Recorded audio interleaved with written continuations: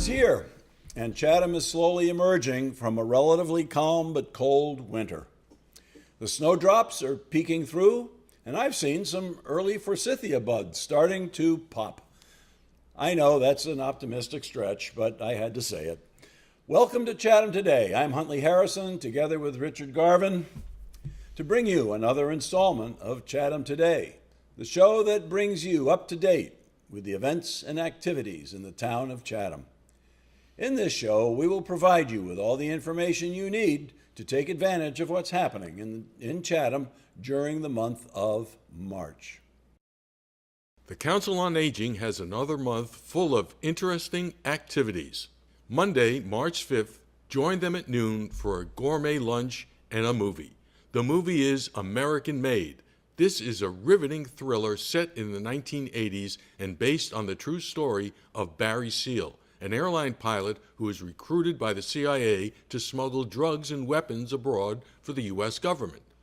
However, he gets in over his head when he becomes involved with Colombia's Medellin cartel and the Iran-Contra scandal. Starring Tom Cruise, Domhnall Gleeson, and Sarah Wright. The movie is free and starts at 1, but you will have to pay for the lunch if you decide to go at noon. Call for a reservation. By the way, that is a good movie. Is it? Yeah, it's really good. I wanted to see it, but I haven't. Oh, I'll get it on Netflix. Yeah, I would. Yeah. It's worth it. Good. And it is a true story. Yeah. Yeah. As you well know, we are in the midst of tax season. Ugh. On Mondays and Wednesdays from March 5th through April 11th from 8:30 to 2:30, AARP Foundation tax preparation is available free to taxpayers with low and moderate income. This help gives special attention to those 60 and over, ensuring they receive applicable tax credits and deductions. AARP Foundation Tax Aid is offered in cooperation with the IRS. Chatham seniors will be served at the AARP regional site at the Chatham Community Center. Appointments are now available.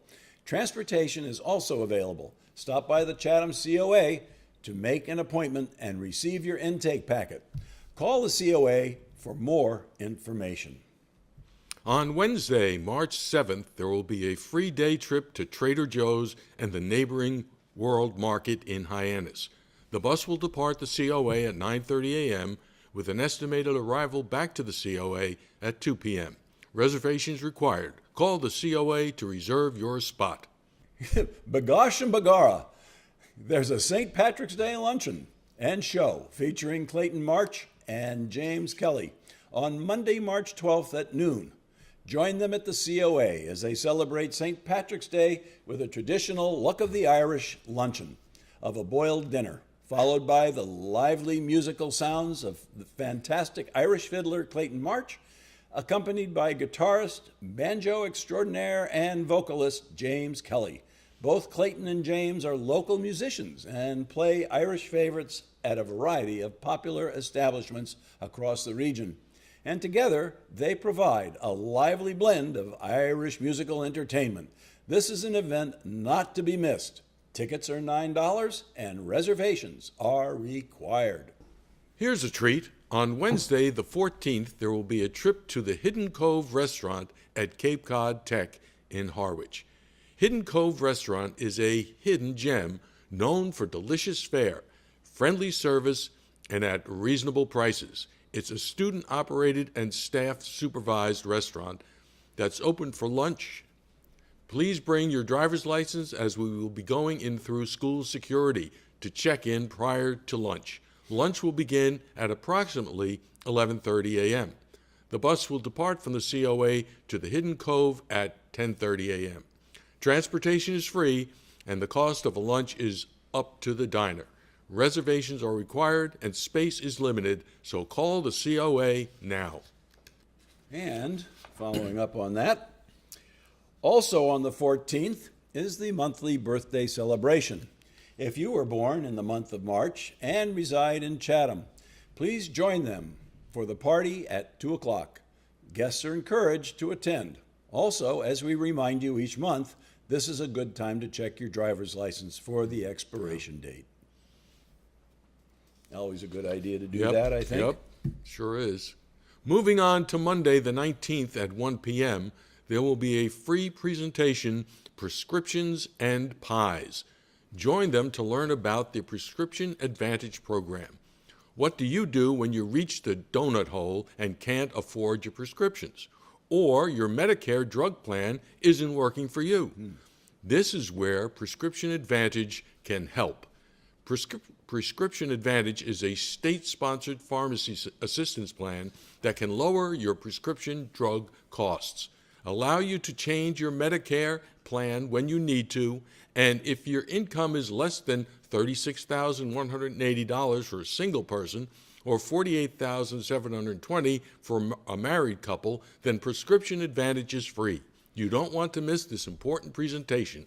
Call the COA for more information and registration.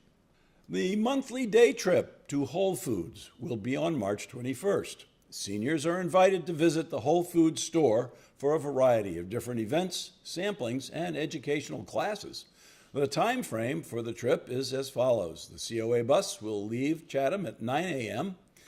The event takes place at 10 to 11:30. The bus will then depart Whole Foods by 12 o'clock, returning directly to Chatham. And to close out the month, at 1 on Monday, March 26th, the COA Cinema will present The Martian.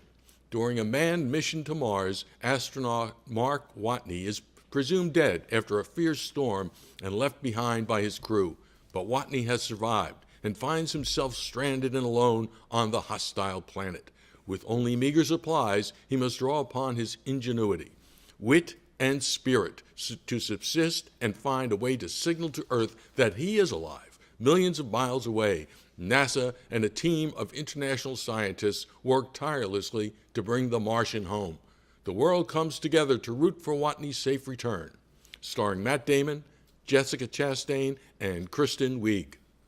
Reservations are required, space is limited, and transportation is available. Call the COA to reserve your spot. And don't forget, come at noon for their gourmet lunch for just $7. We now move on to the events at the Eldridge Public Library. Mondays at 10:30, the Chatham Writers Group meets. If you would like to join, call Diane DeGennaro at 774-237-0899. Also on Mondays at 1, drop-in story time for ages 3 through 5. Bring the kids for stories, songs, and related craft activities. No registration is required. On Fridays at 10:30, the Chatham Memoirs Group meets. If you need tips on making your experiences interesting reading, then this is the group for you. Call Mal Ward at 508-945-4284 for information and to sign up. On Saturday, March 3rd, the monthly Book to Film group will meet. This month's selection is Stardust by Neil Gaiman. On Saturday, March 17th, the Classic Film Group will meet. This month's selection is the 1969 film Kess, directed by Ken Loach. And on Tuesday, March 6th at 6:30, the monthly meeting of Reading in the Kitchen, a cookbook group, will take place. This month's selection is One Pan Wonders by America's Test Kitchen. Copies of the cookbooks are available at the library. Registration is required each month. Please contact Lorna Zialo at 508-945-5170 or lzialo@clamsnet.org.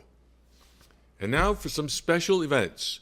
On Saturday, March 3rd at 3, there will be the initial discussion for teens and adults about the book The Hate You Give by author Angie Thomas. The group will discuss this powerful award-winning title and launch an intergenerational book discussion group that is willing to lean in and talk about the tough, uncomfortable topics. Books are available at the library. Registration is required. That might be good. Yeah. Get the kids and the parents talking. Yep. On Wednesday, March 21st at 3:30, in honor of Women's History Month, Terry Arthur will present Edith Cavell, A Common Woman with an Uncommon Life. This pictorial presentation will be based on her popular award-winning historical novel, Fatal Decision, Edith Cavell, World War I nurse, based on fact. Arthur's richly written historical novel tells the powerfully moving story of the legendary Edith Cavell, a British nurse who started the first nurses' training school in Belgium. When World War I broke out, she used her nursing as a cover to become a key link in the dangerous and clandestine world of the Belgian underground, rescuing wounded Allied soldiers. She changed the history of America and Europe with her role in this war. Ms. Arthur lives in Falmouth and has worked as a nurse at the Martha's Vineyard, Falmouth, Cape Cod, and Jordan hospitals. This is a fascinating topic and should be an interesting presentation. Interesting niche of history there. Yes, it is. It is. Yeah. Someone you never hear of. Come play Jeopardy on Saturday, March 24th at 2. Join them for their library-style Jeopardy competition on a team or in the audience. Team registration is open. Download a form or pick one up at the library. They are able to host 8 teams of 2 people each. Team members must be 18 years and older. Registration is $25 per team. On Sunday, March 25th at 3 o'clock, Sunday afternoons at the Eldridge, we'll welcome author Christopher Sederland, who will talk about his latest book, Historic Restaurants of Cape Cod. Thousands of restaurants have come and gone on Cape Cod over the past century. Some, however, made an indelible mark. Christopher Sederland details the history of the iconic establishments of the Cape, still fresh in the memories of patrons, complete with famous recipes. Sederland is a 12th generation Cape Codder whose roots go back to the second Mayflower voyage. After growing up on Cape Cod and working in the restaurant industry for nearly 2 decades, he has a wealth of knowledge as to what makes a legendary Cape Cod establishment. Whether you are a foodie or not, this should be an interesting look at the special niche of Cape Cod history. And finally, of special note, the Friends of the Eldridge Public Library sponsor the Fall and Spring Learning Series each year. It is a program of educational and general courses open to the public at a cost of $15 per course. The series takes place Mondays through Fridays in the lower level of the library unless otherwise noted. Contact the Learning Series chairperson at learningseries@eldridgelibrary.org or call the library at 508-945-5170 for more information or questions you might have. You can also download the spring brochure and the registration form on the library's website. These are very interesting courses and covering a variety of topics with excellent presenters.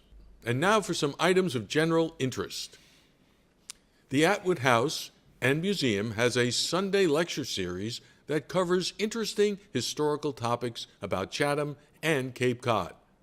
The March installment will be on Sunday, March 18th. Speaker Rob Ryder will talk about voyages from Cape Cod. On Saturday, March 31st, the town Easter egg hunt will take place from 11 to noon at Kate Gould Park. It's that time of year again. The Easter Bunny's on his way with jelly beans and Easter egg treats for girls and boys. Don't miss out on all the fun. Among the candy eggs hidden in the park, try to discover a prize egg and win an Easter basket filled with goodies. This is sponsored by the Chatham Merchants Association, with candy donated by Chatham Candy Manor. For more information, please go to the Chatham Merchants Association website. One last note, this event will be canceled only if there is a major downpour. That's a fun time. Yeah. I go over there. I don't get the eggs, but I watch the little kids running around. Yeah, they're all excited. It's fun. Yeah. Okay, that wraps it up for this time. We hope you've enjoyed this episode of Chatham Today. Remember, the show runs on Public Access Channel 99 several times during the week.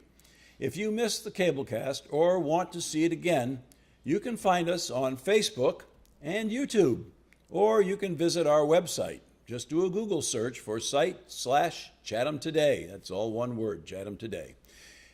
It should be the first entry you see. The web address is on the screen now. Chatham Today is a video chronicle of the events and activities in the town of Chatham. If you would like to have what's happening in your organization announced on the air, please email us. We look forward to hearing from you. You can also like us on Facebook at Chatham Today, and we hope you do. Thank you for watching. We'll see you down the road.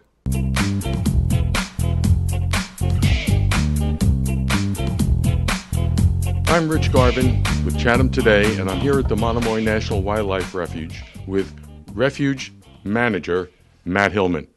Hi, Matt. How you doing? Very well, thanks. Welcome to Monomoy. Well, thank you. It's a beautiful place out here on a beautiful day. And to get started, I'd like to ask you about your background. I mean, where were you born? What training did you have? College? That sort of thing. Sure thing.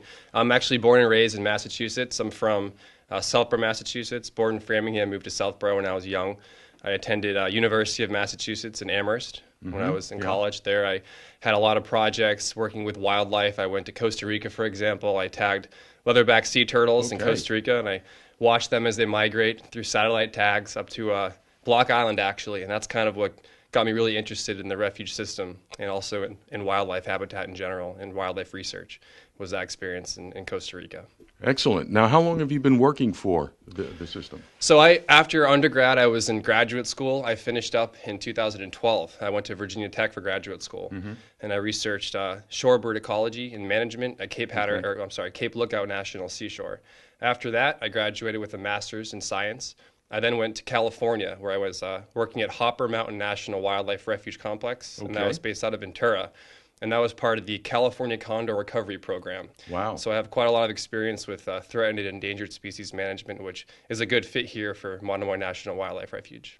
Okay, you say endangered and threatened species. Are there any endangered species here on Monomoy? Sure, we have the roseate tern, which is an endangered nesting bird that utilizes our nesting habitat on South Monomoy Island. Okay. And that's one of the largest endangered species we have. We also have piping plovers, which is a federally threatened species as well. Know them very well. Many people know piping plovers very well, for sure. And what are you doing to increase the habitat and nesting viability of these birds? Good question. It's very timely, too. One of the things that we'll be doing this fall, either this month or next month, is a prescribed burn of Monomoy Island in the tern colony. And the reason why we're doing that in the tern colony is because every year we have a buildup of beach grass and thatch. Oh, yeah. So the nesting birds, they require open, bare sand to nest in and also to forage in. And we're going to go through a prescribed burn process. You're working with the National Park Service and other agencies to go into this area and actually burn all of that thatch and beach grass off of the area, have a nice open sand nesting habitat for the threatened and endangered species that use it. And I'll also mention, in addition to those special status species, the T&E species, or threatened and endangered, we have the second largest common tern colony on the eastern seaboard. Yeah, we have plenty of them. Yeah, there's a lot of them, and there's more than 10,000 in that colony. Wow. So being in those colonies during the thick of it is quite interesting, quite loud too. They can be kind of aggressive, can't they? They can be. And if you've seen photos on our website, you'll notice that a lot of our staff wear helmets, and they also wear flags that come up off of their helmets, and that's one way to mitigate the aggressive action and behaviors of those terns. Okay. You don't think of a bird like that as being kind of really nasty and going after people. They usually flee. But in this case, I guess they're protecting their nests and their chicks. Yeah, and there's so many of them.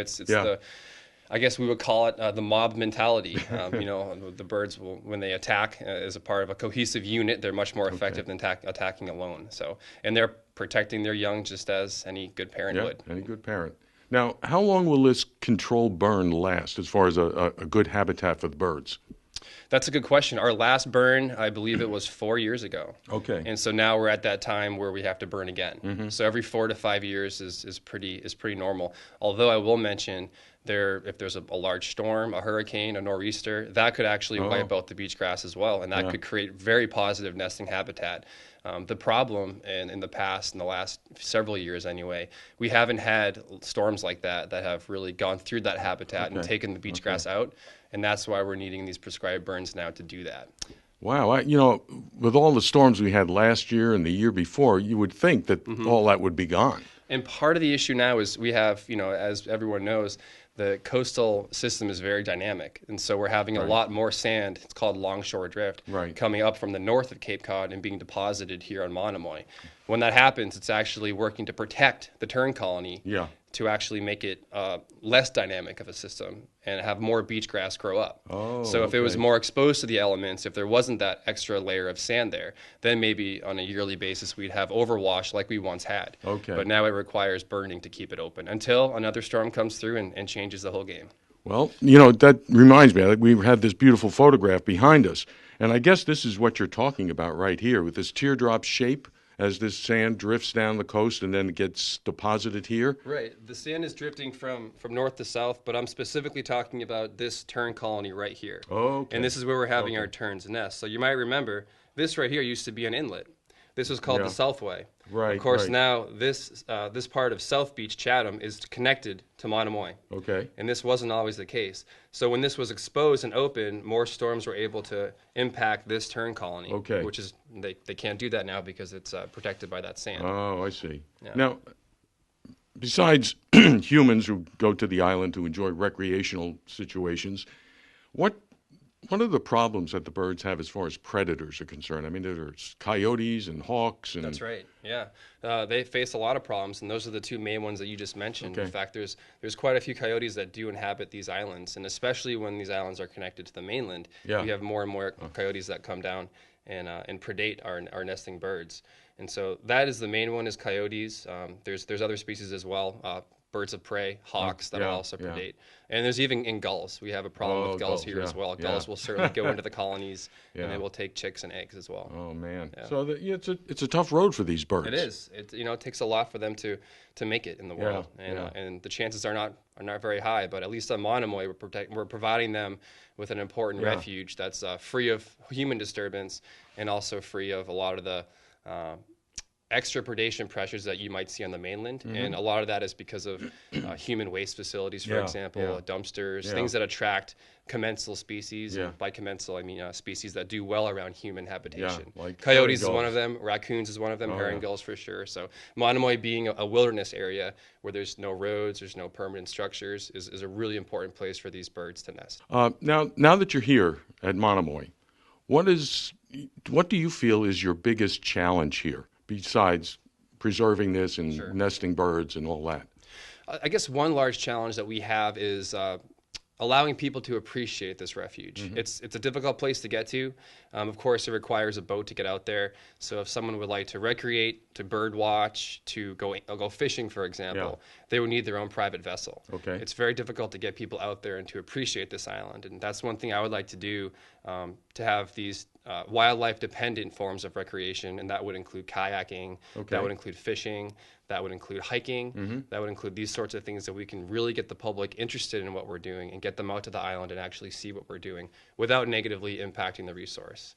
And that's a pretty big challenge. It's tough to find not only the islands of Monomoy, but Morris Island here, where we are today, is our visitor center. Yeah, right. It's difficult even to get here, and many people just don't know that it exists. So I think once we have more public, more volunteers, we can have more of an appreciation for this place. And I think people would really enjoy seeing what we have to offer here. Tell me about the volunteers. I mean, how can a person volunteer to help out here at the refuge? Well, that's a great question. We have volunteers who staff our visitor center. We have volunteers that assist with our tern monitoring activities, for example, a whole host of biological activities, including horseshoe crab tagging and resighting.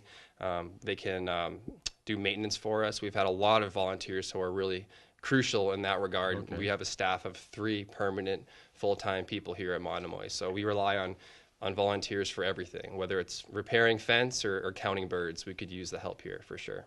Okay, Matt, how can schools get involved in helping? Because I know students, teenagers, even younger kids would love to do this sort of thing. It's true, and especially nowadays, a lot of teenagers are pretty involved in their electronics, and they don't get out as much as they'd like to. So we would love to get students out here. In fact, we just hosted an event in September. We had a number of students from Sturgis School in Hyannis come here and help us out with trail maintenance, actually, and they had a great time doing that.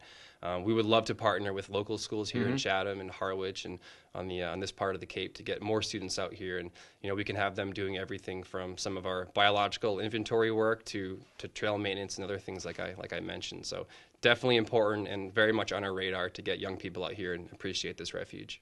That's great. And time-wise, you can volunteer for an hour or Sure. 5 days. It doesn't matter, right? There's no commitment. Just show up here, let us know you're coming, and we can find something for you and make use out of you. There's always something to do, huh? There's always something to do. There's never a shortage. Okay. Yeah. Well, Matt, I want to thank you very much for your time and the information you gave us. And we here at Chatham today and the community of Chatham wish you all the luck in making Monomoy a great place. Thank you very much. Okay. Appreciate that. Thanks a lot. Take care. Bye-bye.